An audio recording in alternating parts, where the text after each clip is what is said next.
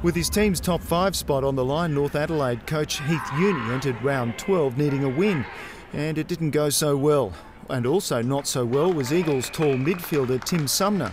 Tim is in the under-18 state squad, but he missed selection for the Vic Metro game because he was sick with the flu. He also missed training with the Eagles midweek, but coach Shane Grimm still gave him a chance to play on Saturday morning, and Tim grabbed it with both hands. Known as a midfielder, Tim took a break from his usual running game and camped out at full forward. And what a revelation it was. Turns out Tim is a natural frontman, and even though he had to have a few rests on the bench, he still booted a round-high 8 goals. After a performance like this, Tim may never have to leave the goal square again. Also enjoying the day was Caleb Lloyd from the Blythe Snowtown Football Club. Never shy of the ball, Caleb was encouraged to get more of it at the Prospect Oval. Watch for this guy in league football in the near future because he takes his football very seriously, having made the migration down to Adelaide this year. The commute from Henley High to training is a little easier than from the mid-north. In round 12, Caleb's 36 disposals were the most he's ever had. But he wasn't the stats leader on the day. That honour went to Matthew Appleton. Almost certain to move up to the reserves, Matthew set a new under-18 record. 141 disposals in 3 rounds is an extraordinary achievement. From Moonta, Matthew is one of the Eagles' overage players, just a great game with 49 possessions. The guy with the unluckiest birthday is Matt Carey. Overaged by just 1 day, Matt often misses out on selection if the Eagles already have their 6 overaged players. He didn't miss out this week though. Now at Emmanuel College, Matt came down from Central York Cougars determined to put his football first. He's certainly done that. His 26 hitouts, all first class on Saturday. For North, Lachlan Robinson was best on ground. In his 6th match for the Roosters, Lachlan managed 18 possessions and a goal deep in the final term, but with 99 more disposals, it was the Eagles, winners by 85 points. The 2011 grand finalists Glenelg and Port Adelaide reached the halfway point of the 2012 season, both sitting outside the 5. In round 12, Glenelg hosted a Norwood team that had only lost once all year. This wasn't going to be easy. But with goals to Jordan Galpin and Tom Whelan in his first game, the Tigers were still in the hunt for a top 5 place until half-time. But 4 quarters does make a football match, and Glenelg only played 2. Norwood's march to the finals continued in devastating fashion with standout performances aplenty, and none more so than Stephen Baldasso from the Athelston Football Club. Part of the South Australian under-18 state squad, the 17-year-old proved his fitness with 8 incursions inside Glenelg's 50-metre zone and 14 kicks from 36 disposals. Coming through the under-16s, Stephen has excelled throughout the last 3 years, even winning the prestigious Coaches Award in 2010 at a special function at the Norwood Hotel. Best on ground in round 12, Stephen is well on his way to a full-time position in the senior team. In his first season for the Norwood under-18s, Lachlan Peter popped through 2 goals last Saturday. From the Hills Football League, where he played for the Onkaparinga Valley Football Club, Lachlan's work rate was a contributor to yet another Norwood win. His dead-eye hand passes never missed their target, and his 11 marks were a sign of his superiority in the air. He scored 26 goals in the A grade for Onkaparinga last year. Expect to see more of him in the city this year.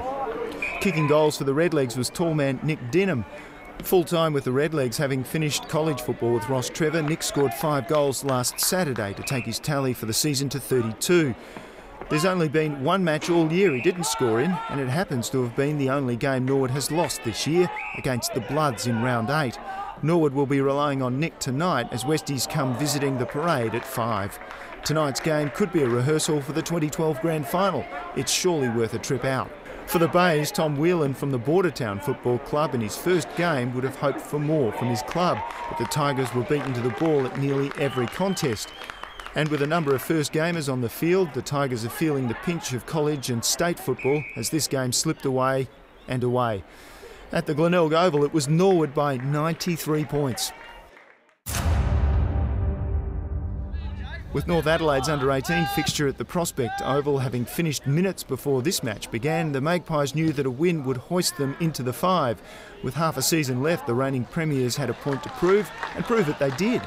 The Magpies led from start to finish and steadily increased the lead until they were 10 goals up at the end. It was one of the youngsters doing the damage for Port in Harley Tiller from the North Haven Football Club. Just up from the under-16s, Harley kicked the ball 23 times during this match, second only to Matthew Appleton for the round. Harley also plays for the Loch Roos on the Eyre Peninsula. Harley was one of 5 Eyre Peninsula players who helped Port to their grand final win last year. It's a zone of ever-increasing talent, and the Magpies are going to need that talent if they're going to defend their premiership this year. Young by name, but with experience that belies his age, Indigenous footballer Robert Young has been part of the Aboriginal Power Cup for the last few years. A definite 2013 draft prospect, Robert from Lefevre High School has played over 150 games for the Rosewater Football Club. He certainly likes to kick the ball, but almost never hand passes. Robert kicked 4 goals for his team in round 12, and he enjoyed every one of them. Also enjoying the win was 19-year-old Tynan Keeley. Tynan played junior football with Lincoln Districts and captained the Eyre Peninsula under-17s. Now he's right at home with the Magpies, and this week notched up 6 perfect handballs and 18 quality kicks. A goal early on in the first quarter set the scene for Tynan, and he kept up the good work throughout. For the Dogs, Jake Huggard from the Golden Grove Football Club showed why he won the 2011 Year 12 Sports Award at Golden Grove High School with a standout performance at Alberton. 17 disposals and 4 goals for Jake, and 1 goal for Zach Wellington eased the pain a little for the Dogs, but they finished this game 65 points down and still only 2 points clear of the Panthers at the bottom of the ladder.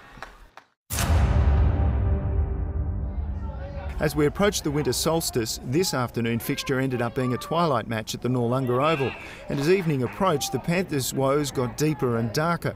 No wins for the season and an incredible 1,461 points scored against them. The days down south are dark indeed.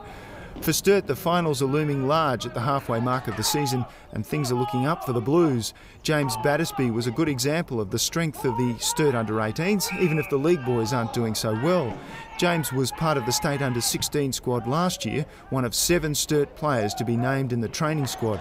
Keep your eyes on James because according to the AFL Under-16 Draft Combine, he was the 5th best under-16 player in the country last year. So it's no surprise that he was best on ground in this match with 34 disposals and 4 goals. Also scoring 4 goals was Bradley Hartman from the Ramblers Football Club in the River Murray Football League. A month ago, Brad was best team player when the River Murray Football League took on the Cowrie Naracoorte Tatiara Football League.